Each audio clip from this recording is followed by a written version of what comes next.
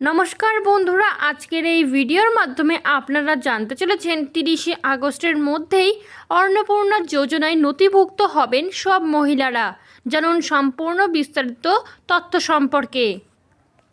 30শে আগস্টের মধ্যেই অন্নপূর্ণা যোজনায় নথিভুক্ত হবেন সব মহিলারা, জানালেন মুখ্যমন্ত্রী। রাজ্যে সরকার গঠন করেই প্রথম প্রতিশ্রুতি হিসেবে অন্নপূর্ণা যোজনা চালু করেছিল ভারতীয় জনতা পার্টি।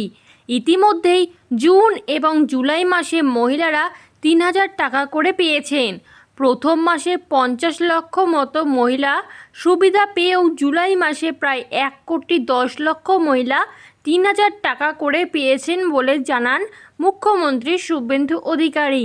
তবে সমস্যা একটাই, বহু মহিলার আবেদন রিজেক্ট করে দেওয়া হয়েছে রাজ্য সরকারের তরফ থেকে। এবার এ নিয়ে বড় কথা শোনালেন মুখ্যমন্ত্রী। অন্নপূর্ণা ভাণ্ডার নিয়ে বার্তা দিলেন মুখ্যমন্ত্রী। সম্প্রতি উত্তরবঙ্গ সফরে গিয়েছেন মুখ্যমন্ত্রী শুভেন্দু অধিকারী। সেখানে গিয়ে তিনি অন্নপূর্ণা ভাণ্ডার নিয়ে মহিলাদের আশ্বাস প্রদান করলেন।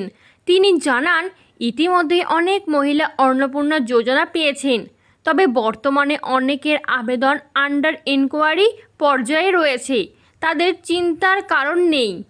আগামী 30শে আগস্টের মধ্যে যোগ্য প্রত্যেক মহিলারা অন্নপূর্ণা ভাণ্ডারে 3000 টাকা করে পেয়ে যাবেন।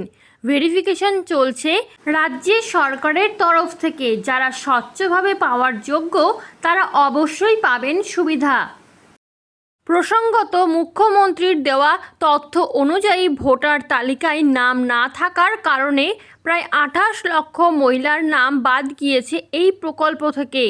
পাশাপাশি 26 লক্ষ মতো মহিলার আবেদন বাতিল করে দেওয়া হয়েছে। তবে বাতিলের কারণ স্পষ্টভাবে জানানো হয়নি। কিন্তু মহিলারা এ নিয়ে সরব হলে ফের রাজ্য সরকার ভেরিফিকেশনের ব্যবস্থা চালু করে। এমনকি মুখ্যমন্ত্রী সম্প্রতি রাজ্যের বিধায়কদের ভেরিফিকেশন করার দায়িত্ব দিয়েছেন। তবে এবার তার বক্তব্য থেকে স্পষ্ট উঠে এলো, যারা টাকা পাওয়ার তাদের নাম 30শে আগস্টের মধ্যে লিস্টে উঠে যাবে। আসলে অযোগ্য উপভোক্তাদের তালিকা থেকে বাদ দেওয়ার জন্য এই ভেরিফিকেশনের ব্যবস্থা রাজ্য সরকারের তরফ থেকে। এদিকে পিএম কিষাণ নিয়ে বড় ঘোষণা করেছেন আজ মুখ্যমন্ত্রী। তিনি জানান, কেন্দ্র সরকারের সঙ্গে রাজ্যও টাকা দিচ্ছে। কৃষক বন্ধু প্রকল্পের ভেরিফিকেশন শেষ হলেই যদি প্রকৃত চাষের জমি থাকে তাহলে 4000 টাকা করে দেওয়া হবে। এমনকি তার ওপরের সিলিংয়ের জন্য একটি সিস্টেম তৈরি করা হয়েছে বলেও জানা যায় মুখ্যমন্ত্রীর কথা অনুযায়ী। এছাড়া উত্তরবঙ্গ সফরে আরও একাধিক ঘোষণা করতে পারেন তিনি। এরকমই নতুন সরকারের নতুন এবং গুরুত্বপূর্ণ তথ্য সবার আগে পেতে চ্যানেলটি সাবস্ক্রাইব করে বেল বাটনটি প্রেস করে চ্যানেলটির সাথে যুক্ত থাকুন।